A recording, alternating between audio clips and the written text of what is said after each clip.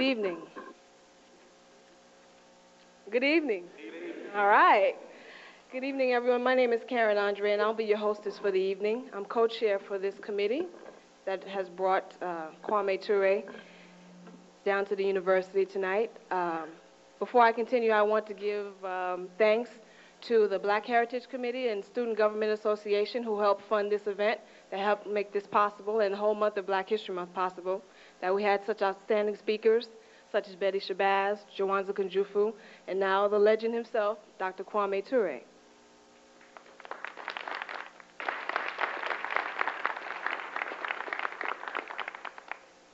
I really was anxious about having to introduce Dr. Ture because, honestly, if you look at the list of his activities, the list of his involvements over the years, it basically reflects the civil rights struggle, the freedom movement struggle, the Black Power struggle, the Pan-African struggle.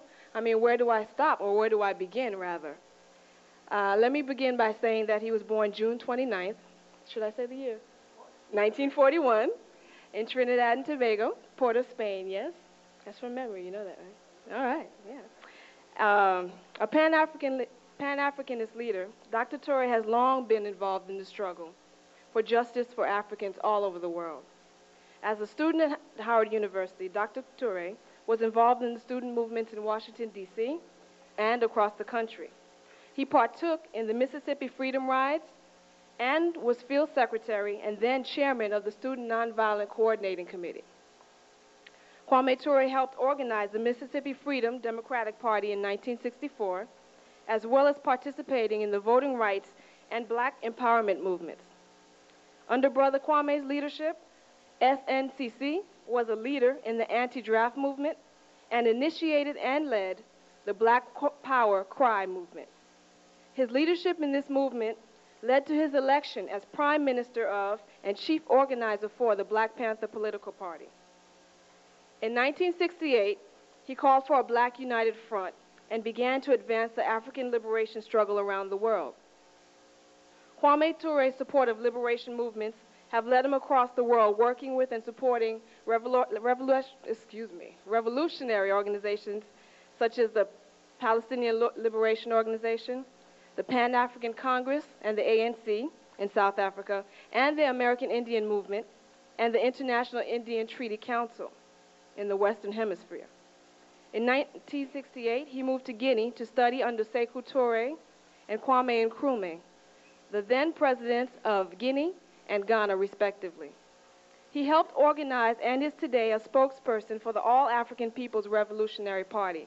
Again, the list can continue on, but you've been delayed enough, and I know you're anxious to hear our speaker tonight, so I now present to you Dr. Kwame Ture.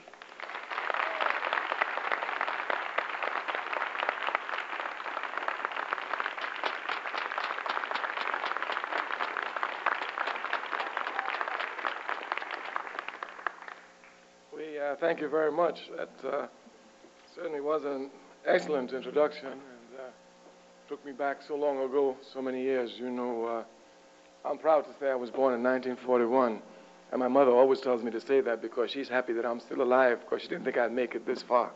So we're not ashamed of our age at all, because our age represents nothing but experience and knowledge of our people's struggle, as we've always been on the front lines, and we shall die on the front lines of the people's struggle.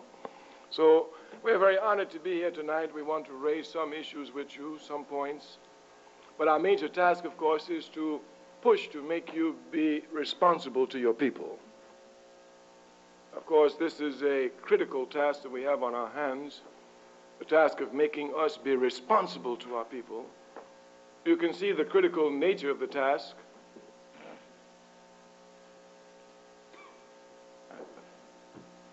You can see the critical nature of the task when you look at the suffering of the masses of our people, which is clear throughout the world, and you see the refusal of those who have the capacities to help alleviate the sufferings of the people, and they do absolutely nothing. Of course, we understand that when you make an analysis of any oppressed people, you cannot leave out the oppressor. Any analysis made of the oppressed must bring in the oppressor.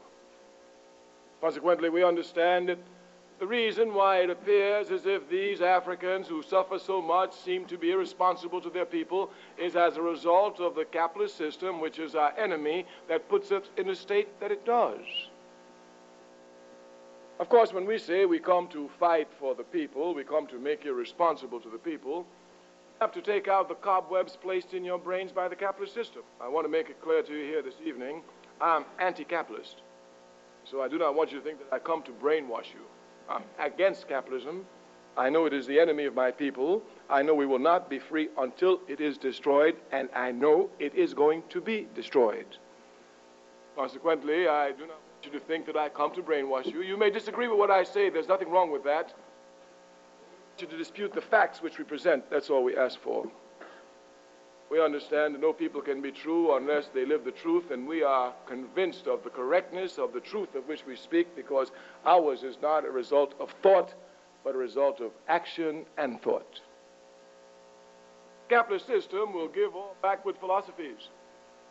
For example, they have a philosophy which runs across the country that says that a man or woman is supposed to work hard, get enough material stuff, and then sit back and relax for the rest of their lives, and this represents success. This philosophy can so imbue students that when they get a piece of paper and graduate from the university, they never open another book.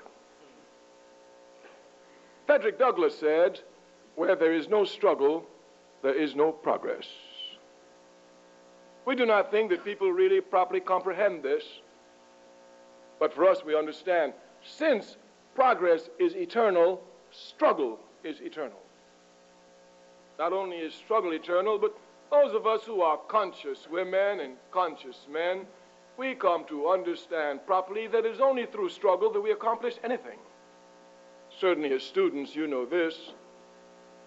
When you enter your Biology 101 class, if you do not struggle with the concepts of biology to master them, you will never learn biology, not even by osmosis.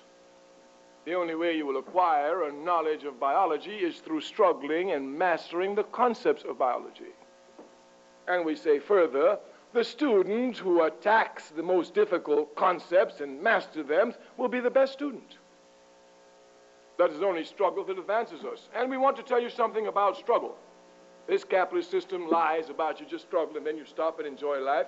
What the capitalist system even means to make it appear is that the most successful man or woman in the society is the one who consumes the most and produces the least. This is certainly animalistic living.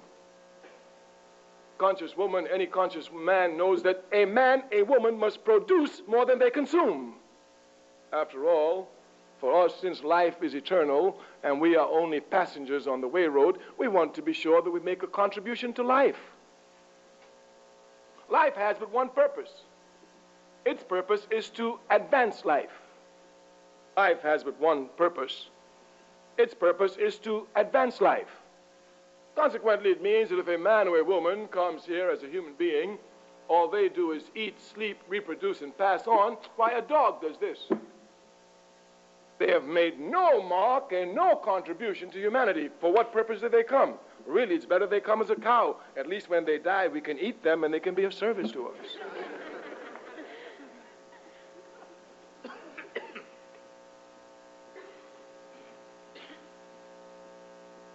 Apologize, we're trying to fix the sound for Brother Ture. No problem.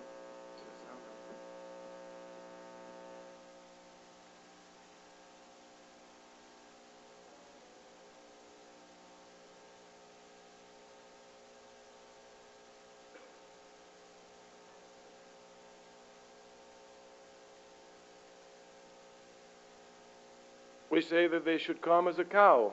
At least here, they will have served humanity. So we want to make it clear, any human being who comes on the face of the earth, consumes more than they produce, have not lived like a human being. They have lived life as an animal. Thus, in the first instance, we come to tell you, just as Norman people, that to live a proper life, you must produce more than you consume. We come to tell you that you certainly have a responsibility to your people, not only to your people, but certainly to all of humanity. This can be properly understood just from human beings themselves. No human being can grow to their human potential isolated from other human beings. All human beings can only grow up as human beings among other human beings. Biological facts are clear here.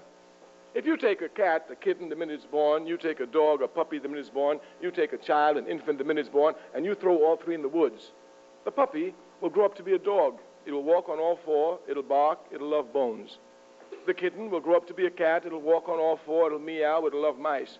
But the child, it's questioned whether or not the child will ever grow up. Why, the child might scratch itself to death, since no one will cut its nails. And one thing is clear, even if the child does survive, the child will be incapable of making any contribution to human society because that child was not socialized by human society. We can push the point to its logical conclusion.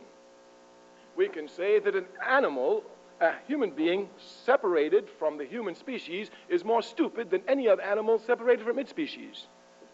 Let us take the same example of the puppy, the kitten, and the child. Let us throw them to grow up with monkeys. I promise you that this kitten that has never seen a monkey, when it's opened his eyes, it will walk like a cat, it'll meow, it'll chase mice. The dog will do the same thing. It'll walk like a dog, it'll bark, it'll chase bones. But the human being, the child, it will eat monkey food, it will walk like a monkey, it will talk like a monkey. Why, it will even try to make a contribution to monkey culture. It is clear here that human beings can only reach their fullest potential among other human beings. Once this is properly understood, the conscious individual understands that depending upon the level of justice in the society, by the society, depends upon the level of justice of the individual. The capitalist system, of course, will change all this. It will come to let you think that the individual is more important than the people. Why, even the way you speak, you learn from the people. Everything that you have accomplished here in life, you've learned from the people. It is they who have given you everything. It is clear to us that since they give us everything, it is our responsibility to give back to them everything to advance life at all times.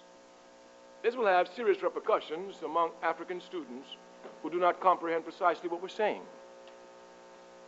The Africans in America who do not think properly on their own culture, but think like the enemy, make great confusion.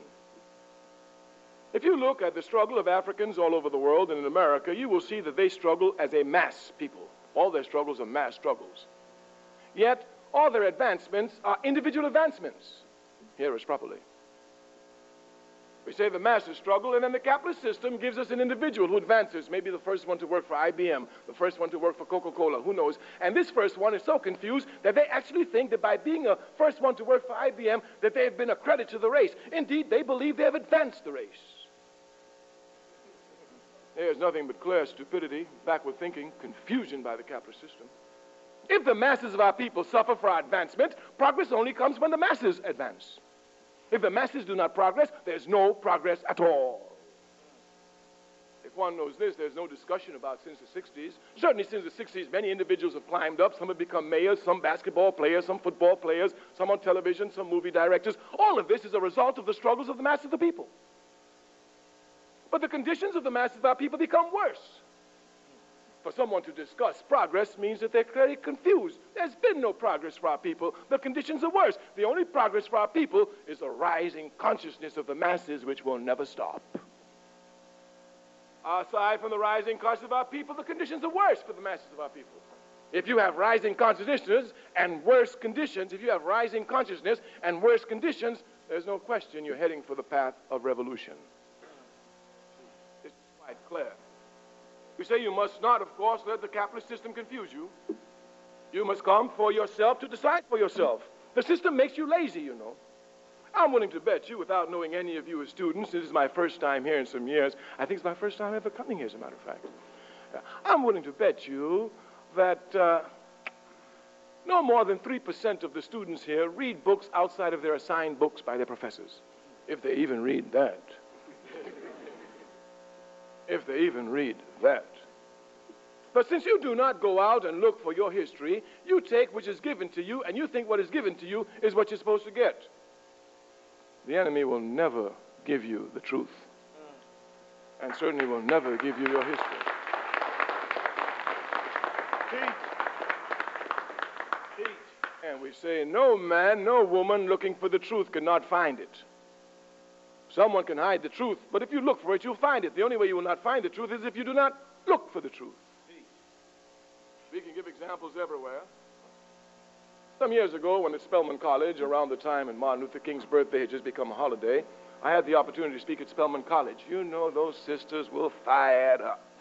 You know, Martin Luther King's birthday had just come. I mean, and they were out there. When I walked in, it was wall-to-wall Africans, and they were excited. I asked them a question. How many of you love Martin Luther King? Put your hands up. I mean, some put both hands up. And I asked them a simple question. Keep your hands up if you have read one book by Dr. Martin Luther King. Oh, Brother Kwame, we love him. They don't even read about King. All they know about King is what they get off of television, and the television can only give you sound bites at best. The other day, a young student came running to me and said, oh, you know, it was Dr. King's birthday recently. I said, yes. He said, you know, I almost know his speech. I have a dream by heart. I said, that's excellent. He said, do you know it's the best speech that Dr. King ever gave? I told him, keep quiet. You must not spread ignorance, especially among an oppressed people. Anyone who knows anything about Dr. King knows that one of his most mediocre speeches is I Have a Dream speech. That's right. I commend one other speech to you if you really want to see Dr. King. It's called Why I Oppose the War in Vietnam.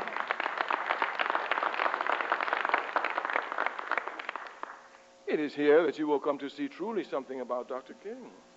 I want to give you examples so you can see what your responsibility is. You must not think that the enemy will ever come, or anybody will ever come and give you instructions on your struggle.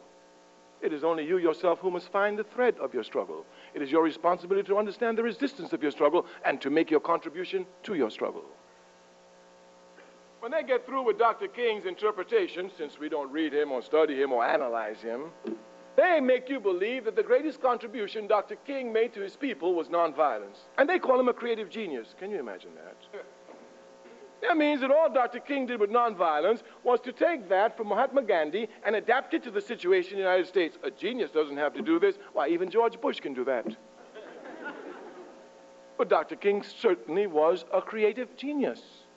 And his contribution to us was not nonviolence. Matter of fact, when they get through with him, he sounds like Martin Luther, nonviolent King. King's greatest contribution to us as a people was he taught us how to confront the enemy without fear. Right. When you properly understand this, then you will properly come to understand the real contribution that Martin Luther King made to his people. I would see him come into a town.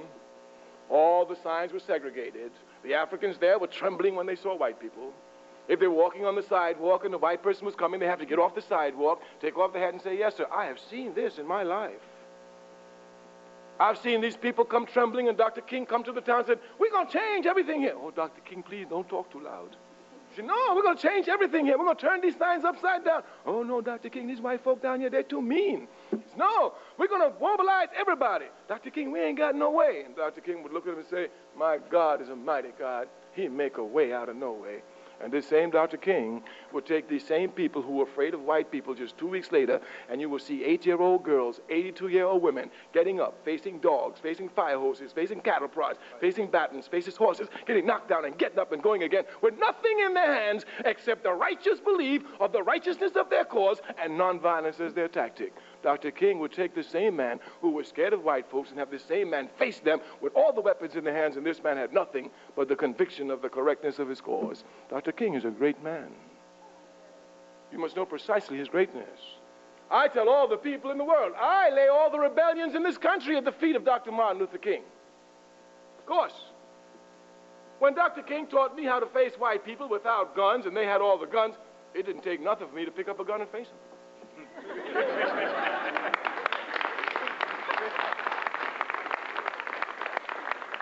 It took absolutely nothing. I could face them, look them in the eye, they'd knock me down, I'd get back up, they'd knock me down, I'd get back up, they'd put cigarettes on me, I'd get back up. Well, I could look them in the eye and do all this. Why, it didn't take anything to pick up. Matter of fact, I was ready for it. Dr. King, in fact, helped prepare me for picking up the gun. You must come to understand properly your history. One of the reasons why you get confused is because the capitalist system lets you think that you can think about something without being involved in that which you think about. Matter of fact, they let you think you're thinking. I see it all the time. You can even look at the television and watch a basketball game. People in the stands will criticize every basketball player. They've never been on the basketball court. Unless you played basketball, you cannot criticize any basketball player. It is clear, unless you're involved in that which you're thinking about, you can't think about it. None of you who have not taken physics cannot think about physics. Of course, you can think about it. But the only way you can think about physics is when you're studying physics, involved in physics. The only way you can think about mathematics is when you're involved in it.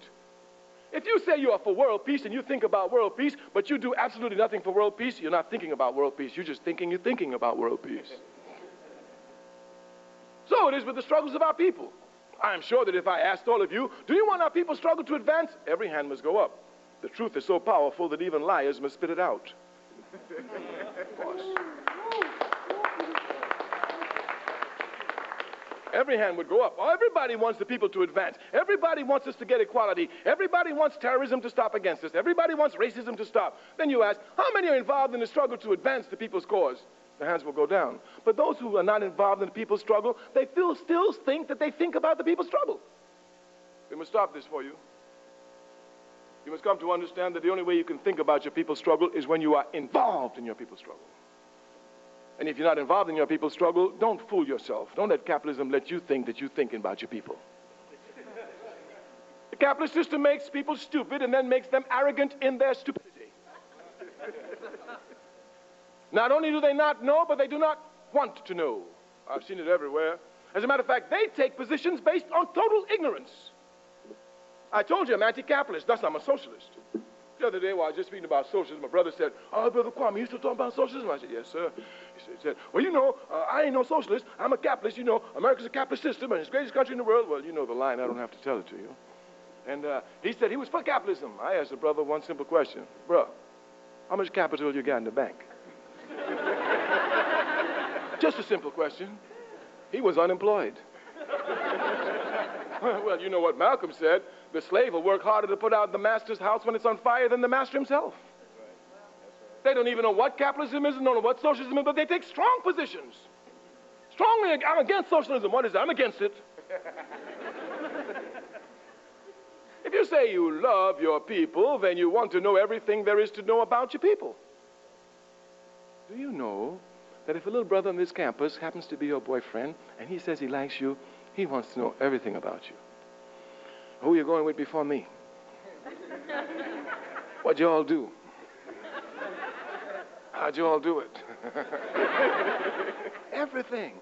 Now, if you say you like a woman and you want to find out everything about one woman, and you say you love your people and you don't want to find out anything about your people, you're lying.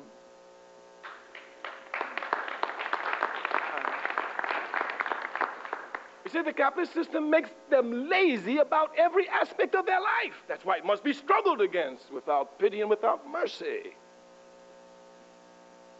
They will make you so confused if you're not struggling. People will really think that they're advancing the cause when they're not doing anything at all for the cause. If one is not involved in activity, one cannot think about that which one thinks one is thinking about. We want to make that clear. We want to make that crystal clear. You say the capitalist system makes the people lazy, won't let them read. I laugh. The other day a man came to me, told me he was a Christian. Yeah, African. I told him, "Oh, you're a Christian?" He said, "Yeah." I said, "Can you read?" He said, "Yeah, I can read." He said, "When I was in the 5th grade, I was the best reader in my class." I said, "Good." I said, "Have you ever read the Bible from cover to cover?" He said, "No." I laughed. He got upset. He laughed more. I'm a revolutionary, Jack. Truth don't jump before lies. It crushes lies without pity and without mercy. I laugh louder. "Ha! You can read the Bible and you ain't never read the Bible. You call yourself a Christian." He said, "Let me tell you something, Kwame Ture. You don't have to read the Bible to be a Christian." I clap for him. You're absolutely correct. But if you're a Christian and you can read and you don't read the Bible, you're a stupid Christian. The Chinese say, if you make a mistake and you know it's a mistake and you don't correct the mistake, you've made your second mistake. If any of you here call yourself Christians and you've not read your Bible from cover to cover, I want you to know you've made a mistake. You need to correct it. This man that I was talking to has everything to do with what we speak of. When an oppressor oppresses a people, his job is to make the people think they have the same history. His job is to make the people think they have the same culture. His job is to make the people think they have the same interest. As a matter of fact, the job of the slave master is to convince the slave that he's concerned about the interest of the slave more than his own interest. You know any slave who believes this is a stupid slave? Why, he'll pick cotton at night. But if you know that whatever the interest of the master is opposed to the interest of the slave, you will know when things are good for the master, it's bad for the slave. When things are bad for the master, it's good for the slave. This understanding is still not clear for many of us. Matter of fact, we think when American capitalism is in trouble, we in trouble. Get out of here, give me a break. Malcolm X said, whatever the enemy supports, you must oppose. Whatever the enemy opposes, you must support.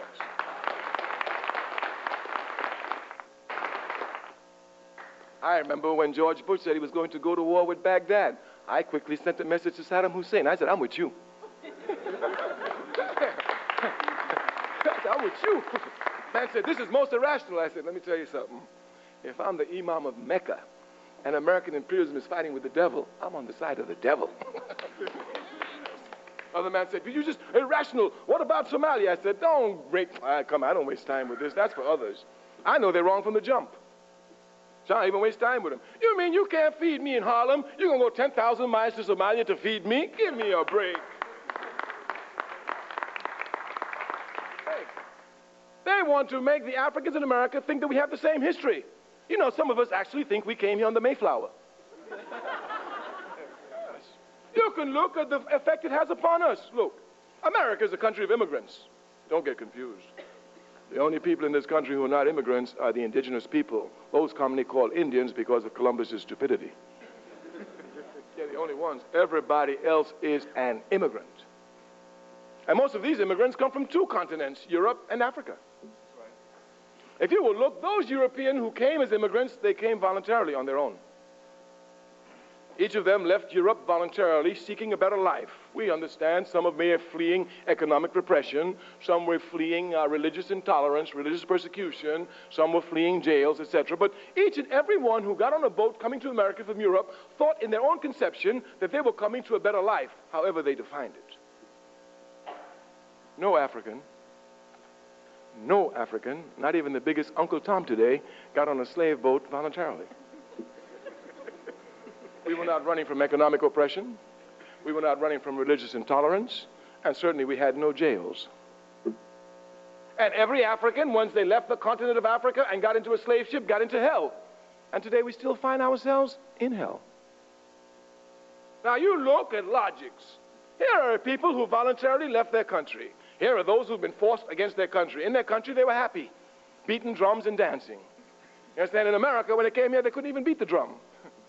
First law, they outlawed the slavery. There's the first law in slavery was no drum beating for them. Because they can pass messages with them drums. We know that. No drum beating for them. You can even treat the bum. You know what it is for us not to beat a drum? Give me a break. Even in Trinidad, where I was born, they take cans and cut them down and make steel pan. They got to beat a pan. They couldn't even beat steel pans. No drums. None of that here. Yes. These Africans have been catching royal hell in America. Ask the European. Ask the African. What about your grandparents? The European will tell you, well, my great-grandmother came from Germany, my great-grandfather came from France, I go there in the summer, we have contact with the family. Ask an African. Where did your mother come from? Miami. And your grandmother? Alabama. And your great-grandmother? Mississippi. And your great-great-grandmother? You don't know? I know. You know? Yes. How do you know? Because I can look at you and know. Because Mother Africa is so strong, when she puts a stamp on you, 500 years of cold weather, Nat Nola, and frying your hair will not disguise you.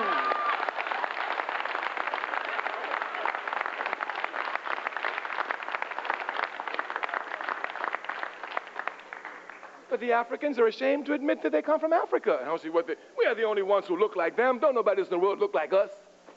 I know you're Blackfoot Indian and this one and that one, but don't nobody look like you. Not even the Blackfoot Indian looks like you. Maybe in your foot you're Blackfoot. Yes, but the only ones who look in the world like us is Africans.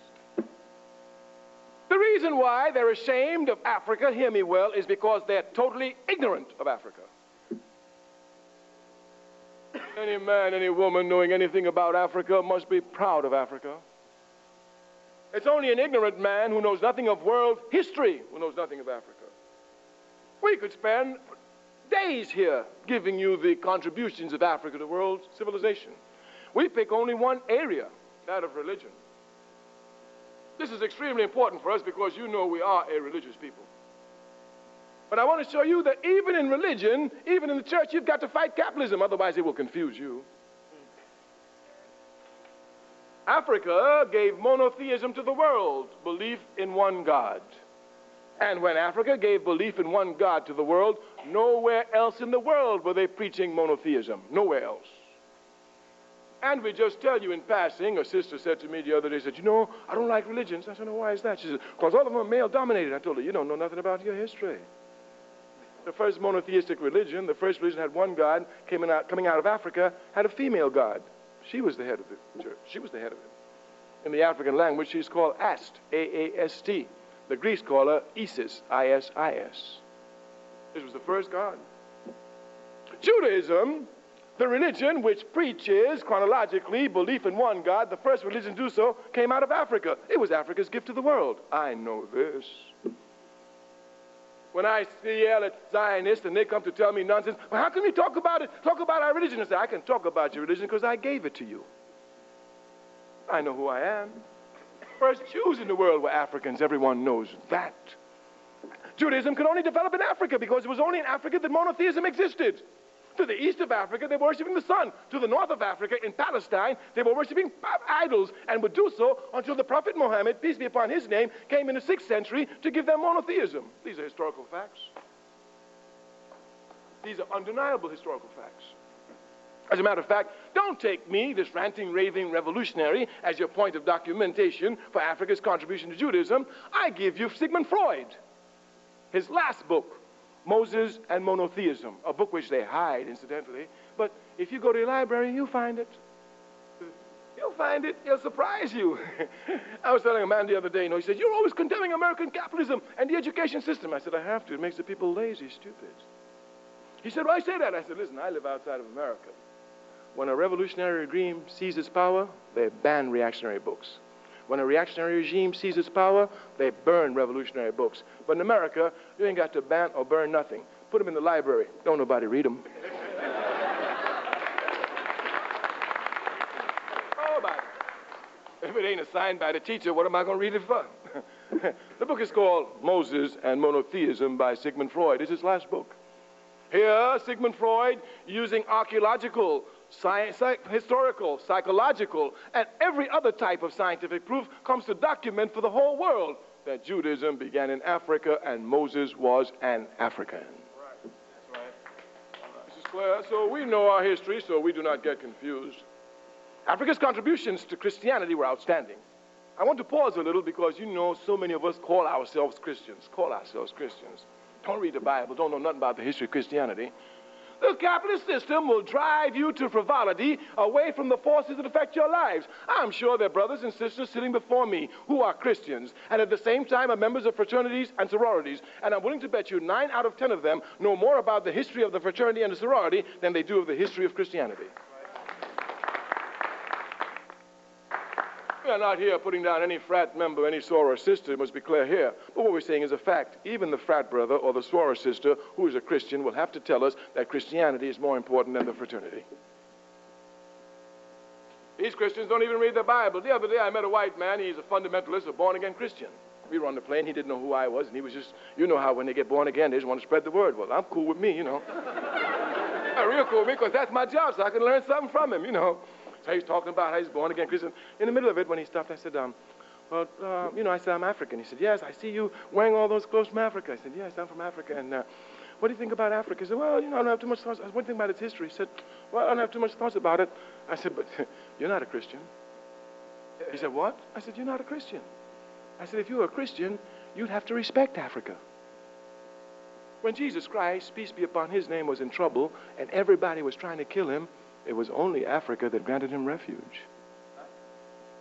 Everybody else wanted, no, Africa told him, you can't touch him. Come here, Jesus. That's where he went. That's where he spent his early life. That's where he grew physically, spiritually, intellectually, preparing himself for his later works. These are facts. The first church in the world came out of Africa. The first monastery in the world came out of Africa. The very intellectual development of the church came out of Alexandria, which is in Egypt, which still is in Africa. Everywhere you look, Africa's contributions to Christianity, we say, are outstanding. And And you know, these Africans in America who call themselves Christians are ashamed of Africa. They don't even read their Bibles. Why? The very first country mentioned in the Bible, Genesis 2, verse 13, is Ethiopia. Depending upon your version of the Bible, it might be spelled Cush, spelled K-U-S-H or C-U-S-H. Any authoritative source will inform you that Cush is the ancient name for Ethiopia. That's Genesis 2, verse 13.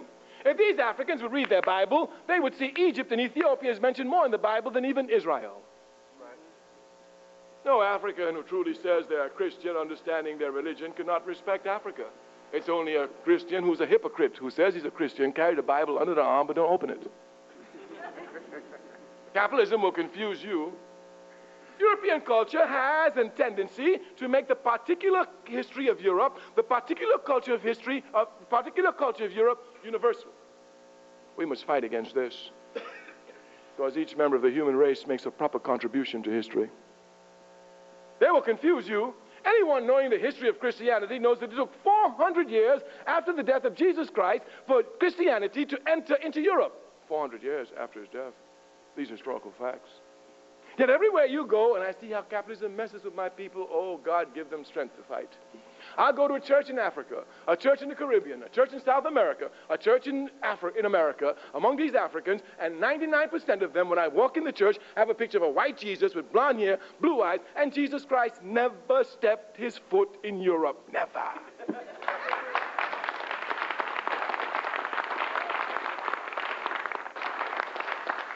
I mean, I'm not concerned with the color of Jesus Christ. That's not our problem here. But we can truthfully say that Jesus Christ, peace be upon his name, could be just about any color. But the one color he definitely could not be is the color he's always painted.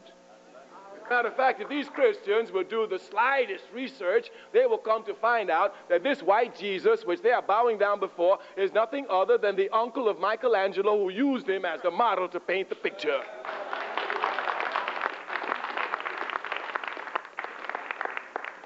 So we just want to show you in the first instance that the capitalist system will so demobilize you that you don't even know Christianity. You know, us as a people, like ain't nothing more important to us than religion, even to this day. I mean, if I could just collect the energy given off at our churches on a Sunday, put them together and direct them against the enemy, we would have been free. We give off more energy in churches than we get excited about religion more in any aspect of our life. We are more enthusiastic about religion than we are about our history. We are more enthusiastic about our religion than we are about anything else. And you who are students supposed to be helping the people, you don't even read your Bible. You don't even know your history. The reason we say why people are ashamed of Africa is because of total ignorance. That's when you find a brother or sister who's telling you, I ain't no African, don't get angry with them. Just pump a little bit of knowledge about Africa into them to stimulate them to want to look at Africa. You don't want to convince them. All you want to do is look. Because once they look at Africa and pick up the history, I'll tell you, they will be so proud to be Africans, you understand? They will let nobody fool them. Not only will they not try to look like the enemy, not only will they start frying their hair, they'll probably go straight to dread. So there'll be no mistake here. No confusion at all. Yes, we must come to know our history. You have a responsibility to come to know your people's history. This is your responsibility. If you say you love your people, you must want to know everything there is to know about your people. It is only when you come to love your people that you will be able to serve them. We have said from the very beginning that one must love to struggle. We understand properly the philosophies of our people. We do not get confused. In the Caribbean, where I was born, the Africans in their sing-song English, speaking about the role of struggle, say, the rougher the water, the stronger the swimmer. Otherwise, he go under. In Baton Rouge, they say, if you see me fighting with a bear, help the bear, pour honey on me. Your people understand struggle and not afraid of struggle. Not only must you not be afraid of struggle, you must look for the greatest struggle. The American capitalist system teaches you to take the path of least resistance. A slave who seeks to be free and looks for the easy route out will never be free. The only slave who will be free is the slave who looks for the roughest route, knowing that when he takes this route, when she comes over these obstacles, no force on earth can stop her, and she can always be more convinced to carry on and wage the struggle. That's what Harriet Tubman represents. Constant struggle. We want to make this aspect of constant struggle clear. Of course, the capitalist system, of course, will confuse you. It presents things only as one-sided, that things are only one side. When they talk about the Indians and the cowboys, you just get the cowboy side, not the Indian side. When they talk about the struggle in Palestine, it's just the Zionists, never the Palestine. I mean, never. The other day, someone was sitting down looking at a movie. It was a movie about how these, the Jewish people had suffered, and now because they're suffering, they were going to Palestine, a Zionist picture. So it was on television. So I walked out the room. Someone said, "Oh, you are so racist." I said, "I'm racist." "Yes, this is a story. It's just a story about people suffering, and just that suffering, and you think..." I said, "When last have you seen a picture of a Palestinian family suffering on television? You will never see it. You will never see it because they don't want to work up your sentiments to support the Palestinians. So the only stories you see are suffering stories of them all the time, all the time, all the time. One-sided view of life is given everywhere, this one-sided view of life. We must come to look at the other side. We must come to investigate the other side. And when you investigate the other side falls. I told you that I was a socialist, and I am. I know that, I must tell you this because capitalism just confuses you. The other day I told a brother I was socialist. He said, "You still socialist?" I said, "Yeah." He said, "But it fell." I said, "Really?" He said, "Yeah, you didn't hear about it?" I said, "No, I didn't hear about it." He said, "It collapsed." I said, "Oh." He said, "You hear about the Soviet Union? They're gone." I said, "Really?" I said, "Listen." I said, "You mustn't get confused. Capitalism doesn't just rape your labor and rip off your resources. It deforms your thinking. It deforms your thinking." I told the man, "You're not thinking." He said, "What do you mean?" He said, "I saw it happen. It's finished." I said, "You never judge a system by its adherents. You never judge any system by its believers. You judge it by its principles." He said, "I don't understand what you're talking about." I said, "All I'm saying to you, brother, is you don't judge socialism by socialists." He said, "You're talking double talk." I said, "Am I?" He said, "If you tell me that you can't judge socialism by socialists, who you judge it by?" I said, "Let me ask you one question. Do you judge Christianity by Christians? If you judge Christianity by Christians, it fell with Judas. And if it didn't fall with Judas, so many, many Christians in so many, many ways every day violates every principle of Christianity. When you judge a system, you judge it by its principles. Christianity has been betrayed everywhere. The Pope used it to divide the world. Slave masters used it to bring about slavery. But me, I will never condemn Christianity. I know its principles. The principles are just, therefore eternal. Any man, any woman, any time wishing to live a just life can pick up the principles, imitate them, and live them. So it is with socialism. You must not get confused. Socialism hasn't gone anywhere. It has been betrayed, yes. But betrayal doesn't mean collapse. Perhaps they get confused because at least Judas had the dignity after betraying Christianity to hang himself. Gorbachev is still running around the world picking up pieces of silver. Must be clear here and not confused. I'm a socialist. One other thing I must tell you now. They confuse people about socialism. Brother the other day said, "Why ain't no socialist?" I said, "Why not, brother?" He said, "Because it's a white thing." I said, "Oh, really?" You see, Europe tries to make believe that everything that comes out of the world comes out of Europe. I told the man, I said, "Socialism ain't no white thing." He said, "Yes, it is." He said, "Karl Marx discovered it." I told him, Karl Marx never discovered socialism. He cannot. You call the laws of gravity Newton's laws. I'm sure there's a mnemonic device to help you on your quizzes. But you certainly cannot believe that Isaac Newton can found that a body falls at the rate of 32 feet per second squared. He can't find this. He can't discover it. He cannot invent this. He can only observe it and record it, discover the law. If I'm sitting in Timbuktu in Africa and I've never heard of Sir Isaac Newton and I'm conducting any experiments with gravity, I will come to the same conclusion that he does. A body in motion tends to stay in motion unless stopped by an outside force. He cannot invent this. He can only observe it and record it. Karl Marx did not invent socialism. If I'm sitting in Libya, in the deserts, and I'm doing any research with capital and labor without ever having heard of Karl Marx, I will come to the same conclusion that he did. That any time capital seeks to dominate labor, there'll be a ruthless, uncompromising struggle on the part of labor until it comes to crush capital and dominate it. This is a fact. My history demonstrates that. We came here as chattel slaves for centuries. We fought and fought and fought until we crushed it. Now we're just slave of the wage, and now we've got to rise up and crush that one. That's a disclaimer that Karl Marx didn't invent socialism. It's there for all to see. Karl Marx's great contribution to the world was in the area of historical materialism and dialectical materialism, something you need to know if you know about socialism. But since you don't know about socialism, you don't even know the words. And not only does the enemy keep you ignorant, you stay ignorant. You won't ever go read a book about socialism. Why read a book about socialism? They already told me in my class it ain't no good. You will not even read a book about socialism. Why, you don't even read a book about your history. We come to inspire you to learn. We come to tell you that when you come to serve a people, you must know as much as you can. The more you know, the better able you are to serve the people. We here are revolutionaries, and we understand as revolutionaries that we stand on principles. You must not get confused. The American capitalist system does not lie some of the time. It lies all of the time. When it tells the truth, it's a result of a double lie. It's a fact everywhere. Matter of fact, you will read in your very textbooks that they say politics is the art of compromise. Another lie. I'm a revolutionary. I understand that where principles are involved, there is no compromise. Osajifo, Kwame Ture, that noble son of Africa, says any compromise of principle is an abandonment of principle. When one speaks of principle, there is no middle ground. There is no gray area. There is no in-between. It's either one side or the other.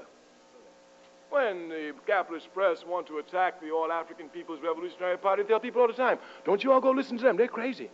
Especially that one Kwame Ture. He was crazy in the 60s. He's crazier in the 90s. Well, you know, they call Malcolm crazy, so they're not going to call me sane. And I'll never be sane in a system that's insane. That's clear.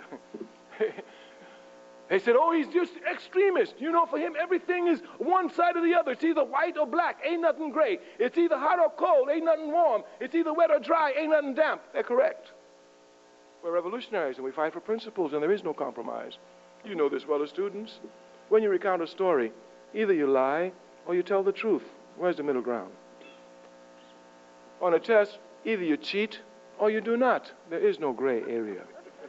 And there ain't no such thing like I did a little cheating on the test. Either you believe in God or you do not. But the capitalist system will confuse you. A sister the other day tried to make middle ground, said, oh, I heard what you said about God, but let me tell you something. It's true that I believe in God, but I have my doubts. I told her, once you start doubting God, you have stopped believing in God. There is no middle ground in principles. If your people are oppressed, and you are not struggling to help alleviate the sufferings of your people, by your very active inactions, you are against your people. The point must be properly comprehended. The point must be properly driven home. Because the capitalist system will let you think that I ain't against the people, but I ain't doing nothing for them. If you ain't doing nothing for them, you're against them. If your mother is being raped, and you put your hands behind your back, and you look at the television and say, I ain't got nothing to do with it, you're against your mother. If your people are being raped and you're looking at television, enjoying it, you're against your people. It's as simple as that. The only way we will advance as a people is when we come ourselves to take our advancement into our hands in a scientific manner. For us, there is no in-between on socialism or capitalism. We know this. Socialism is nothing but an economic system like capitalism. There can only be two in the world, only two. And there can only be two because each economic system must answer one fundamental question. Who will own and control the means of production? Who will own and control the wealth of the country? The question can only be answered two ways. Either a few will own or everybody will own. It's as simple as that. Of course, they will confuse you. America prides herself on being the richest country in the world. She ought to be. She's the biggest thief in the world. Stole my mama. That's right. I know what I'm talking about. She belittles Cuba because Cuba's a poor country. Dig that. Like if something has to do with how much money you get, even if you steal it. Well, in America, you know, it's so corrupt that everybody makes money by stealing, but the more you get, the less people ask you how you got it. So they come to condemn Fidel Castro. Some people even think that because Cuba is poor, America can just walk in there and shoot them up. Vietnam was poor. That's right. Vietnam was very poor. When I was in Vietnam, North Vietnam, because, you know, I didn't go to fight the Vietnamese. They didn't mean nothing. I know my enemy. I'm not confused. Right. I'm not confused. When they call me, listen, I was in Mississippi getting terrorized trying to get my people to vote. They called me up in New York in the draft boards. What you call me for? Well, you got to go to Vietnam and fight for democracy, give them the right to vote. And they said it with a straight face. All right, thank you. You got him. So I never got confused with them. No, but the Vietnamese whooped America on one bowl of rice a day. That's right. I don't know what makes them think the Cubans can't whoop them on half a bowl. And as for all you little Cubans out here, you always planning. Look here, they've been planning on Castro since the Bay of Pigs. Let them plan on. They will keep on planning. But Fidel Castro is a great man, and all people who love justice respect him.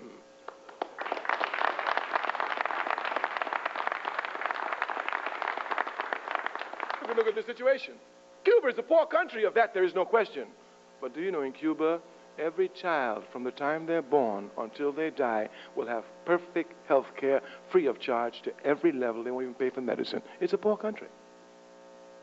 Cuba's a poor country, but if you were a student in Cuba, you wouldn't pay a penny for your education, not a penny.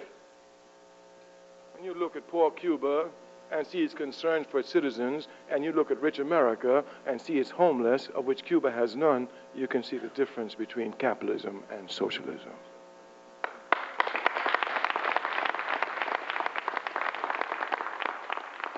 Socialism is an inevitable system. Don't you worry about these Cubans out here. Listen, they have so much disrespect for us that you know they're the only group in the country that picketed Mandela.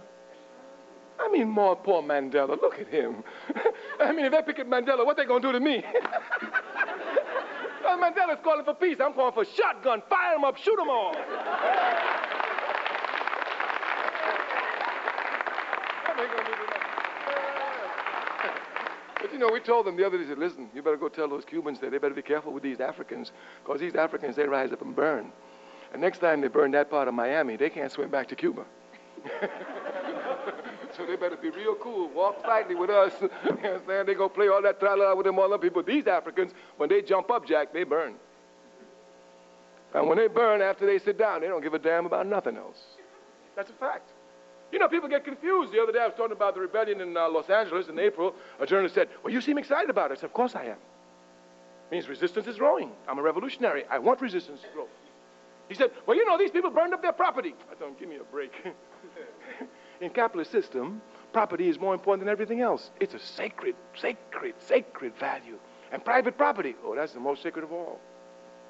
Yes, it's so sacred that even men think the women are their private property. I mean, it's a sacred concept. But if I'm willing to die for my liberation, what's my house? I told the man, I said, let me give you some history. In 1803, Haiti was the only, underline the word only, the only democratic country in the world. It was the only country in the world that did not allow slavery. Haiti was.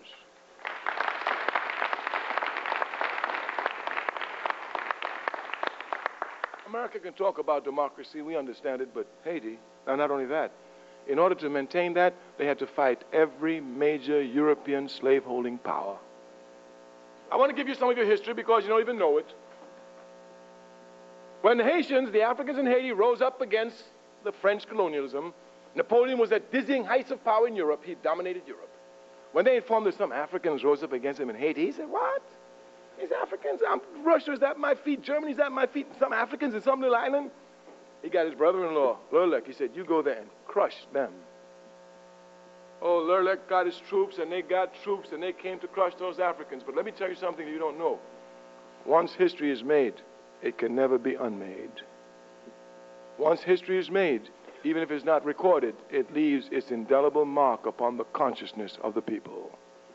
And once a people taste freedom, they will never go back to slavery at all.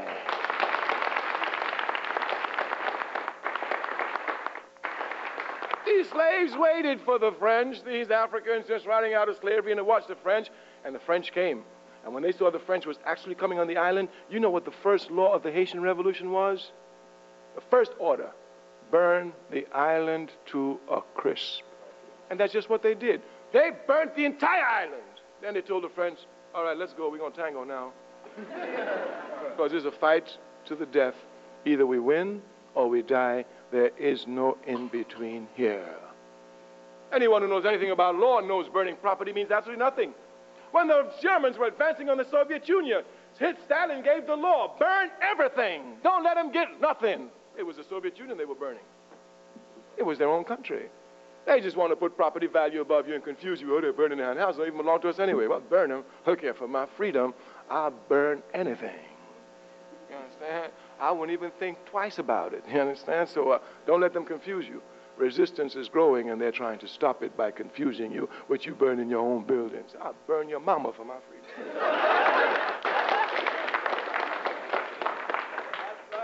You must not let them confuse you at all.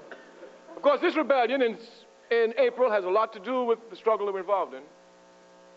We work for the All African People's Revolutionary Party. Ours is a revolutionary party. We've showed you we're not interested in integrating into the capitalist system. We're out to destroy it. We've already understood it to be an anti-human system. So we're not discussing, we're going to destroy it, that's all. So we don't run for the Democratic Party, not us. We're not running for mayor, not us. We're only running for one thing, revolution with a capital R. All right. Right. And we've been running for that all our life. So we're too old now to change. You know, just too old now to change. I'm sorry, I got to keep going the way I'm going. We say that the only solution to our people's problem, we say the only solution, of course, all of you who are interested in your people's struggle must know about what the solution is to your people's struggle. That's clear. At least you must be thinking about it. After all, you cannot see somebody you love in problems and not think how to help at least solve the problems. We say the only solution is Pan-Africanism. And Pan-Africanism is the total liberation and unification of Africa under scientific socialism. We say what the Honorable Marcus Garvey said years ago, until Africa is free, no African anywhere in the world will ever be free.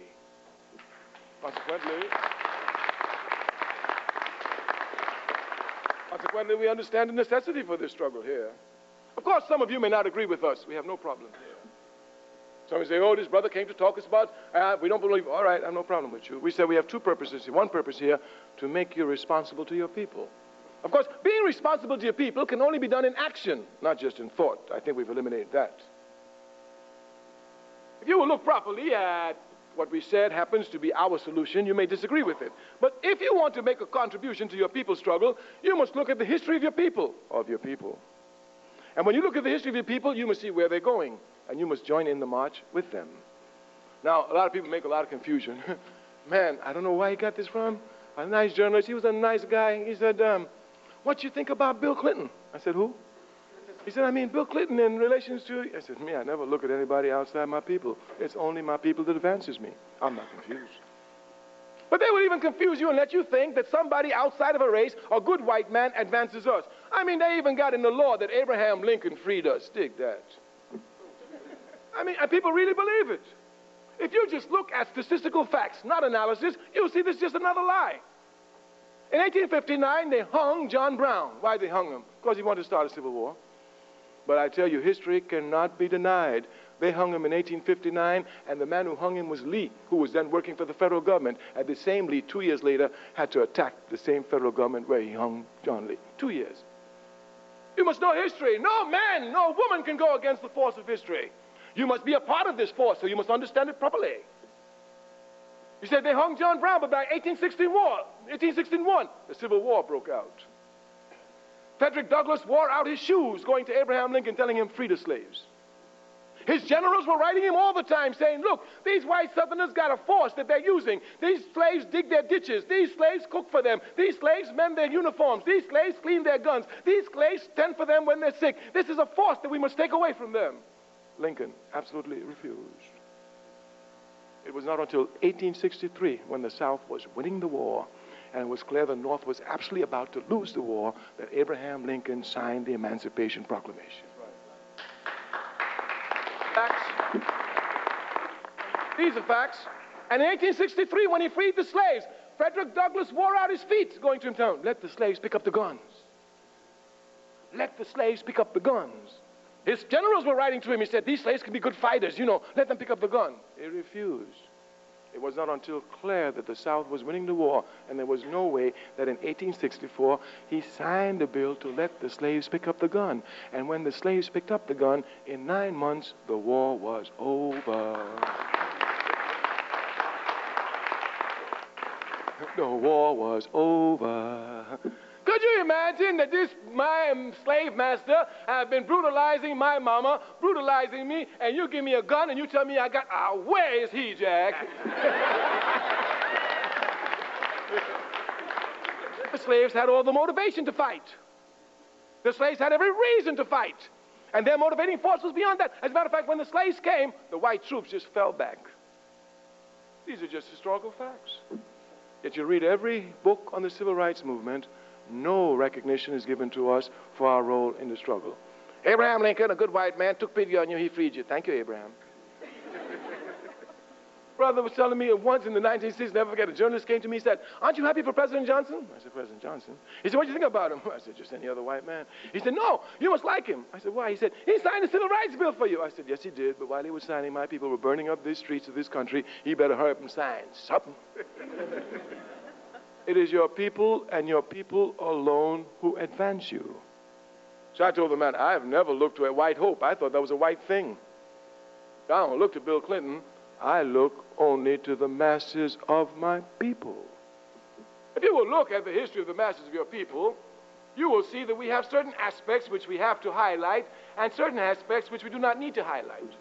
The other day, a man got up before a crowd of us. He said, "You know, we people, we just can't never stick together. We never stick together. We ain't never been united. We ain't united nothing. We like crabs in a barrel." I told him, "Shut up.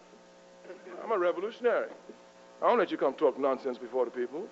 I remember once I did a meeting somewhere, and a journalist came after. He said, "You know, everything you said about your people was good. Don't they have bad points?" I said, "Of course they do." He said, "Why didn't you mention that?" I said, "Because that's all the enemy talks about. And I'm not going to come here and help the enemy. The enemy tells us all the time we're bad, and even some of us who don't know any better, we too come. Hey, listen, if you can't say nothing good about your people, shut up. You sound like the enemy spreading propaganda even inside here. And he doesn't even know anything about the people. He knows absolutely nothing about the people's struggle. He's coming to make a great comment on the people's struggle. If you look at your people, we have unity of action. We lack unity of thought. But our unity of action, I mean, it shocks us. In 1965, the African and whites revolted. I mean, revolted. They shocked America, shocked themselves. We did that. I'm a revolutionary. Making and planning mass revolts is my job. I tell you a secret. I've been doing it a long time. When I was in SNCC, we used to use nonviolence as a cover to make rebellions in Houston, Texas, in Atlanta, Georgia, Cambridge, Maryland. I mean, we'd be just like King, we nonviolent, we'd bop him with a And that's all I do. And if anyone ever came to me and said, "We want you to make a rebellion in Los Angeles," I'd really be happy to do that. But I have to honestly tell them that really at this time I can't do it. But these Africans in Los Angeles, they hear something they don't like, which they consider to be an injustice. Without the slightest planning, everybody en masse jumps up and takes on Los Angeles. We have strong unity of action. I mean, you have it too, don't get confused. If tonight, after I leave here, the local clan rides up on the campus, puts up some racist signs, slaps a couple of sisters, brothers around, tomorrow morning, every African out here be out here. Even the Uncle Toms, "Let's get down, we got to do something." And I promise you, for 3 or 4 days, you'll be very hot. There'll be no peace on this campus for 3 or 4 days. White students even be afraid of you. And after 3 or 4 days, you will sit down, and you'll forget about it. And the Uncle Tom will say, "Oh, God, please don't let him come back before I graduate." We have unity of action. We lack unity of thought. It's because we lack unity of thought that our unity of action is so spontaneous. We jump up and sit down. We jump up and sit down. We must come to qualify our action. We must come to get unity of thought. This unity of action is powerful, and it comes from mobilization. A young student came to me the other day and said, "Oh, Brother Kwame Ture, I sure wish I was around the 60s. I said, "Why?" "I never want to go back in history. I want to go forward. And what lies before me is far greater and brighter than what lay before me in the 60s. He said, "Well, you know, in the 60s we were so united." I said, "Were we?" He said, "Yeah." I told him, "No, we were not." He said, "We were." I said, "No, we were not." Sajifo Kwame Nkrumah says, unity presupposes organization. If you have no organization, you can't be united. Unity is not a feeling. I imagine when the clan comes up here and you're 3 or 4 days when you're real hot, everybody say, "Hey, brother, what's happening? Hey, sister, what's happening? Yeah, getting down, brother, sister." You think you got unity. Unity is not a feeling. Unity is not an emotion. Unity is a means of channeling the energies of the people towards given objectives within principles. It In the 1960s, we had no organizations. We had mobilization. You must not get confused between mobilization and organization. The confusion can be compounded if one doesn't study properly Dr. King and doesn't know him. Dr. King was one of the greatest mobilizers this century's ever seen, but he never organized. He was not an organizer. And for him, he didn't need organizing. After all, Dr. King was a reformist. When you're a reformist, all you need to do is to put pressure on the people to tell them to do right. That's all Dr. King saw as his job, was to put pressure on the American government to show them that they should live up to the Constitution. That was his task. When you want power, you organize. Because you don't want to put influence, you want to seize power for yourself and do for yourself what you put in pressure for the others to do for you. Because Dr. King never thought of organization. Of course, when you mobilize, everybody can be against the same thing. When you organize, everybody must be for the same thing. You mustn't think everybody being against the same thing means that everybody is for the same thing. That's where the confusion arises. The nationalist struggle, the struggle for independence in Africa, is indicative here. It's instructive. All Africans wanted the colonial system out. They wanted it destroyed. But some Africans, like Mobutu, wanted the white man out to take his place so they continue exploiting Africans. Some Africans, like Lumumba, wanted to destroy the colonial system so they can set up an equitable system for all Africans. Just because everybody's against the same thing doesn't mean everybody is for the same thing. When the Klan comes here, every African student will be against the Klan. We say even the Uncle Tom. But just because everybody's against the Klan together doesn't mean that everybody's for the same thing. And unity doesn't represent what you're against. It represents what you are for. Consequently, when one speaks of unity, one must speak of organization. No people can be free. No people will ever be free unless they are consciously organized. No people. The only thing standing between us and our liberation is organization. This is the only thing stopping us. We are the most disorganized people on the face of the earth. The most disorganized. The only way we will come to make advancement is when we organize our people. We told you our responsibility here to you tonight was to make you responsible to your people. And we said this responsibility must be manifested in action, not in thought, which is sterile without action. The only way that you can seriously help your people is when you come to organize for your people. All the problems we have in this country is lack of organization. Let me show you the problem with Haiti. Even in reform analysis, because we're not organized, there's nothing we can do. Do you know that Africans in this country have more elected officials than any other ethnic group in the country? Some of you don't even know that you have did you know you have 320 mayors in this country? 320 mayors, at least. And the mayors of the biggest cities in this country: New York, Newark, Detroit, Philadelphia, Washington, D.C., all the way to Los Angeles. We have over 7,000 elected officials in this country, more than any other ethnic group. And all of them, 99.999% of them, all of them belong to the Democratic Party. Ron Brown is chairperson of the Democratic Party. Jesse Jackson is the most popular Democrat. And with all this, we have no power at all in the Democratic Party. None at all. As a matter of fact, you can see the helplessness of the rebellion in April. In 1965, the Africans rebelled in what? A white man was mayor, Yorty. For all practical purposes, we can say a racist. In 1992, when they rebelled, it was an African who was mayor, Tom Bradley, who came up through the ranks of the police. He's incapable of doing anything, not even stopping the terrorism, but redressing injustice. As a matter of fact, when the decision is handed down, he sounded like Rodney King's mother. They give us a raw deal. And he's the mayor. And he's the mayor. What are you mayor for? Are you for a job or what is it? I mean, if you're a mayor, you should do something. At least tell the people we got to rise up. Yes. Because they get confused. They think that these positions which they arrived at on their own. Therefore, the position belongs to them. Bradley actually thinks that the mayorship belongs to him because he struggled for it. That position belongs to the blood of our people. Anytime he doesn't use it for the blood of our people, he has betrayed our people.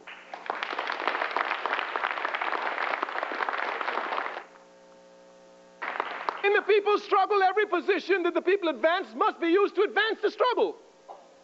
You must not think that we're just here talking about politicians. We're talking about you students. All of you know that in order for you to attend this university, blood of your people had to be spilled. All of you know that. You must not confuse yourself, as does Bradley and all these others, and think that the education which you receive here belongs to you. We said you have to fight the capitalist system. You know it's a vicious system. It will make everything a commodity. It took our mothers and put them on an auction block and sold them, made them a commodity. If you're not careful, it will make knowledge a commodity. Knowledge has but one fundamental purpose. Its purpose is to alleviate the sufferings of humanity. Knowledge has but one fundamental purpose. Its purpose is to alleviate the sufferings of humanity. If you're not careful, capitalism will so confuse you that you will think knowledge is a commodity that you acquired, and then at the end of 4 years, come and sell it on the marketplace to the highest bidder. Whether it be IBM, Coca-Cola, or whoever, and with your individual thinking, you will assure that you're advancing the race. The education which you get here belongs to the masses of your people. Anytime you use this education for any other reason other than advancing the struggles of your people, you have betrayed the blood of your people.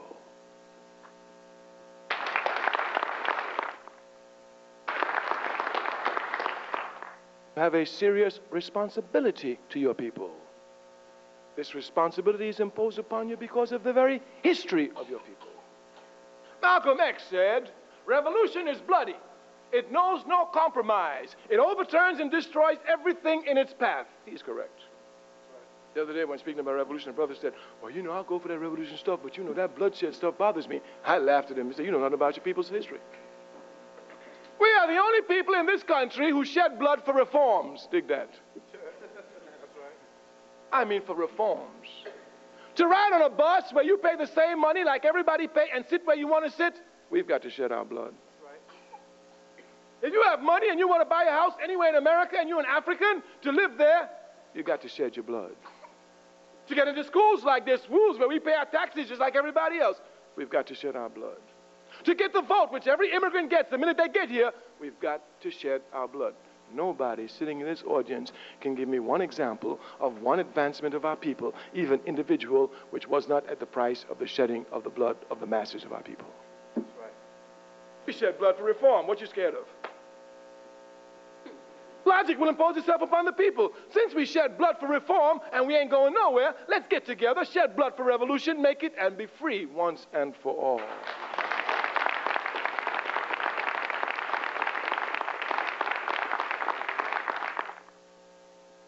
You must understand clearly your people's history. It's only your people's history that will tell you where you're going. The people must be organized. Our people are courageous. They fight. Man told me, our people, shut up. You know nothing about these people. I see 82-year-old women face dogs. I've seen it. I've seen 16-year-old brothers throw Molotov cocktails at tanks strolling down our community. I've seen it. These people have courage. These people have determination. These people lack organization. This is what we come to impose upon you. Our party is a revolutionary party. When you go out the door, you will find some of our comrades there who've come here to help organize you. You're interested, you stop, and you find out about our party. But ours is a revolutionary party. We discipline ourselves rigorously to the necessities of the struggles of our people.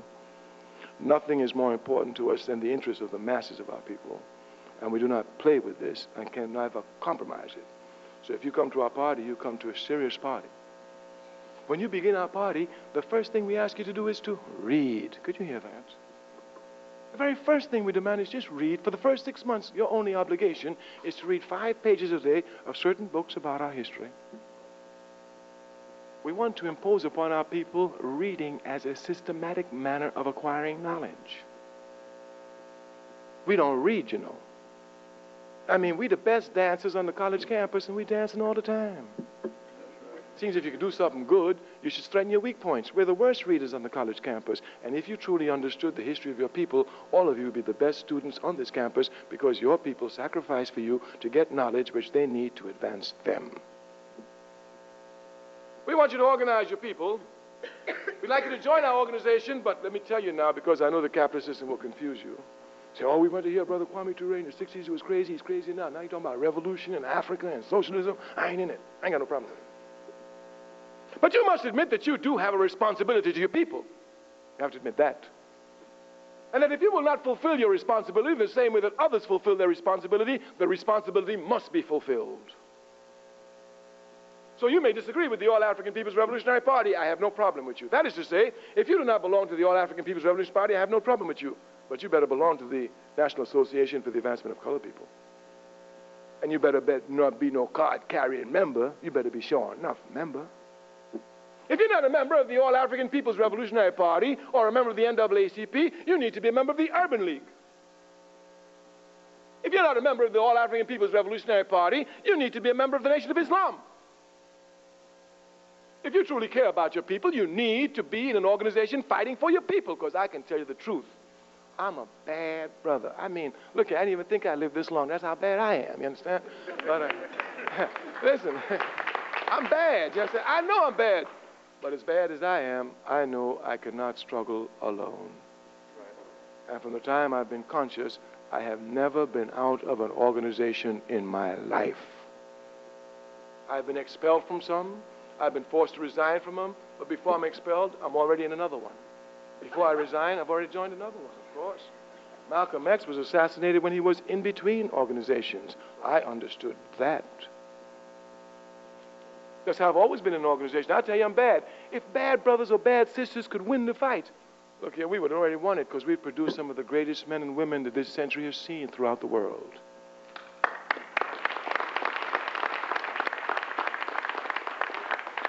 It is not great men or great women that will make the struggle. Only the organized masses will take us to our proper liberation. We are finished. We have hope. We've imparted to you in some ideas, through truthful struggle, the necessity for you to wake up and be responsible to your people. We hope that we've properly documented to you that if you are not involved in struggle for your people, that you are against your people. We hope we provided properly the solution for you. We've told you organization. Particularly, we've told you ours, the All-African People's Revolutionary Party. But without that, we've told you to sign any organization. And we tell you, if you look at all the organizations which we have as a people, and none of these organizations represent to you the correct solution to our people's problems, then you, just like any other conscious African, has the responsibility to create the organization that will lead us to our liberation.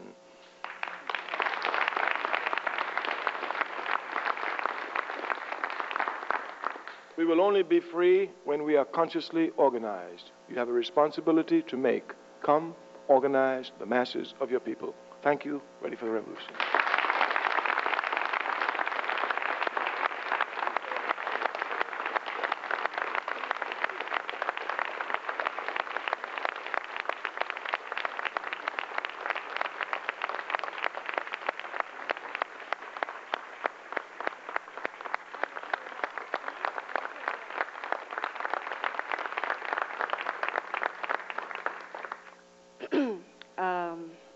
I suppose thanks is not enough, but on behalf of the audience and the students, family, friends, and people present, I'd like to thank you, Dr. Ture, for delivering such an inspirational and organizational message to us. And those of you interested in organizations on campus, we have For Young Brothers Only,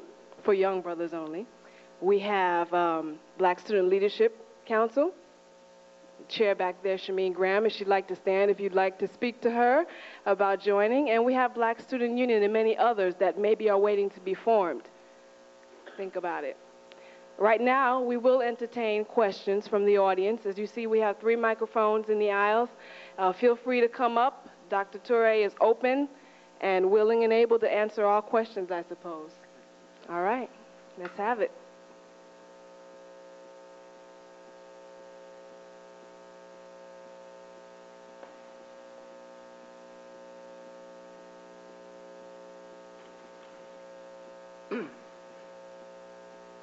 Good evening, Comrade Ture. In the past 5 years, we've seen U.S. imperialists arm the Zionist government of Israel against the Palestinian people. In the past 2 years, the United States has supported the building of residential areas in the Gaza and West Bank. The Palestinian people continue to suffer in spite of the peace talks orchestrated by the U.S. imperialists. I was wondering if you had any comment on this, and how does it pertain to Pan-Africanism? Thank you very much. It's an excellent point. I knew it would come up in the questions, so we left it out. We must make a clear distinction between Judaism, a religion, and Zionism, a political philosophy. Zionism as a political philosophy is illegal, racist, immoral, and unjust. But all unjust systems seek always to dominate religions. Slavery sought to dominate Christianity to the point that some people could actually think that a slave master is a Christian. Of course, a slave master can never be a Christian. So Zionism itself tries to control Judaism and make Jews kill Palestinians in the name of God. Anyone looking at these two systems will come to see the unjust nature of Zionism. We must be involved in this struggle. Martin Luther King was fond of saying that injustice anywhere is a threat to justice everywhere. Consequently, anywhere there is injustice, conscious men and women must support the struggle for justice. The Palestinians are involved in a struggle for justice. We must support them. This struggle must be properly understood. Not only must we support the Palestinians, but you must know that Zionism is our direct enemy. If you will look at the Zionist state of Israel, you will see that they are number one producers of polished diamonds in the world. There are no diamonds in Palestine. All those diamonds come from Azania, South Africa, taken out of there by the blood of our people. They're now taken to Israel, polished, and sold all over the world for the benefit of everybody except us.